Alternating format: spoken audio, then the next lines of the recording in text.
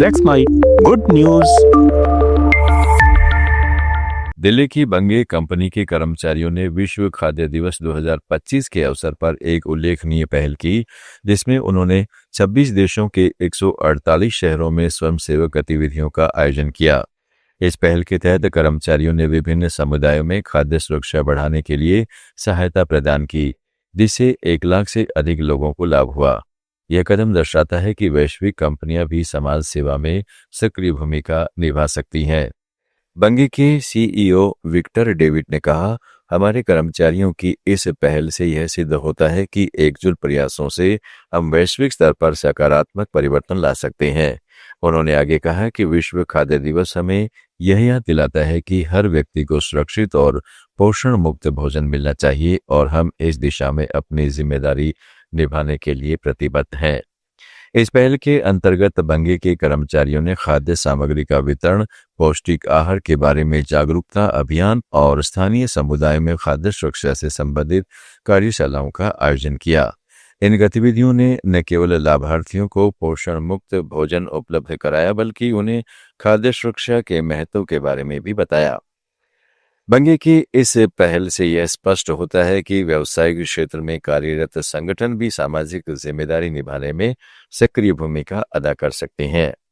यह कदम अन्य कंपनियों के लिए भी एक प्रेरणा स्रोत है जो समाज सेवा के क्षेत्र में योगदान देना चाहते हैं। विश्व खाद्य दिवस 2025 की थीम बेहतर भोजन और बेहतर भविष्य के लिए साथ मिलकर काम करना ने वैश्विक सहयोग और साझा प्रयासों की आवश्यकता को उजागर किया है। बंगे की पहल इस दिशा में एक सकारात्मक कदम है जो अन्य संगठनों को भी प्रेरित करेगा। कनाडा के केलौना शहर में हाल ही में आयोजित एक लाइव संगीत कार्यक्रम ने समाज सेवा और कला के मेल का एक उत्कृष्ट उदाहरण पेश किया। इस आयोजन में स्थानीय समुदाय ने बढ़ चढ़कर भाग लिया और अपनी सहभागिता से एक महत्वपूर्ण सामाजिक पहल को सफल बनाया।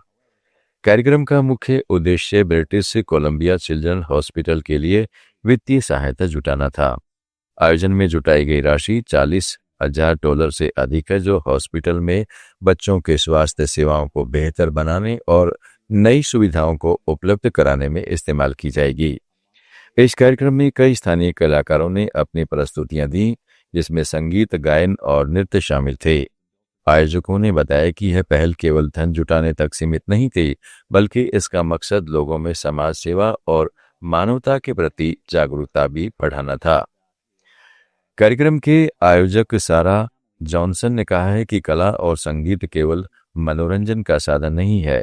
जब उन्हें सही दिशा में प्रयोग किया जाए तो ये समाज में सकारात्मक बदलाव लाने का एक शक्तिशाली माध्यम बन सकते हैं। हमारा उद्देश्य बच्चों के स्वास्थ्य में सुधार करना और समुदाय में एकजुटता की भावना बढ़ाना था। स्थानीय समुदाय के लोगों ने भी अपनी प्रतिक्रिया देते हुए कहा है कि इस तरह के आयोजनों से न केवल जरूरतमंदों की मदद होती है, बल्कि लोगों में सामाजिक जिम्मेदारी और दया की भावना भी जागृत होती है। उन्होंने यह भी कहा कि ऐसे प्रयास अन्य शहरों और देशों के लिए प्रेरणा स्रोत बन सकते हैं। बच्चों के स्वास्थ्य और कल्याण के लिए आयोजन इस तरह के कार्यक्रम यह दर्शाते हैं कि समाज सेवा केवल धन देने तक सीमित नहीं है, बल्कि यह कला, संस्कृति और सामुदायिक सहभागिता के माध्यम से भी प्रभावी रूप से किया जा सकता है। विशेषज्ञों का मानना है कि इस तरह के आयोजन सामाजिक परिवर्तन और जागरूकता फैलाने में महत्वपूर्ण भूमिका निभाते हैं।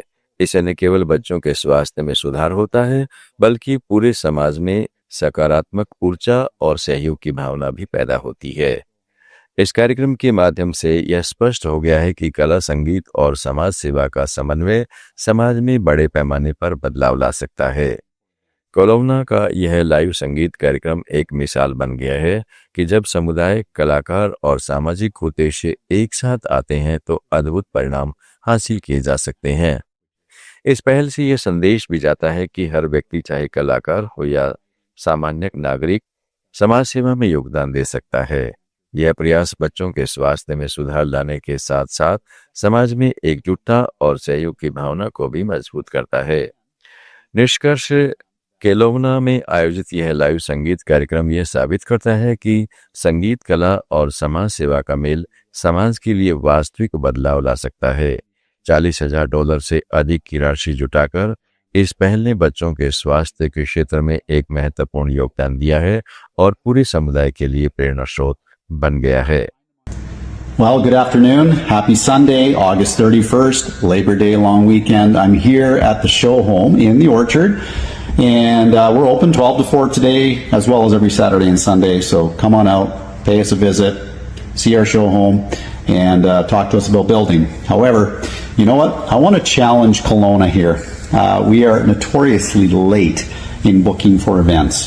And it's usually last minute, and believe me, people will chuckle when they hear that. And I want to challenge Kelowna to book your tickets early. So that means now, which is a month away, basically a little bit over a month away, for Music for the Mighty, a charity event that's put on by Line West Homes and Build for Good Ventures, sponsored by many awesome companies, and it's our second annual, so we are raising money for BC Children's Hospital again, and for the social program that is taking and helping our families here in the Okanagan to get down to.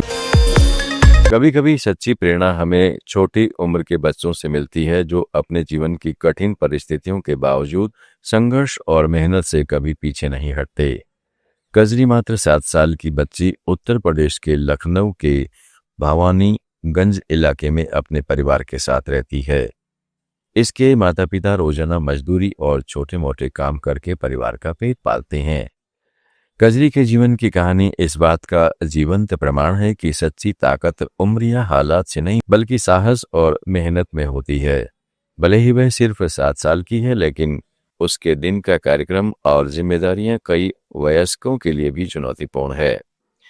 हर सुबह Kajri school जाती है और दोपहर तक पढ़ाई में ध्यान केंद्रित करती है। वह शिक्षा के महत्व को समझती है और अपने माता पिता की उम्मीदों पर खरी उतरने की कोशिश करती है। दोपहर 1 बजे के बाद कजरी अपने परिवार के व्यवसाय में हाथ बटाना शुरू करती है।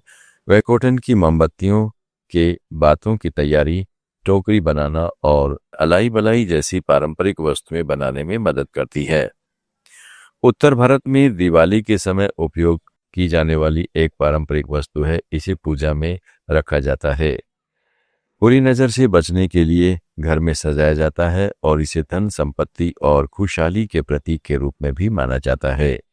कजरी के छोटे हाथों से बने ये वस्तुएं बाजार में काफी लोकप्रिय हैं और उनके परिवार की आजीविका का एक महत्वपूर्ण हिस्सा है। कजरी अपने माता पिता, रोजनानी और लवकुश के साथ बाजार में इन उत्पादों को बेचने जाती है।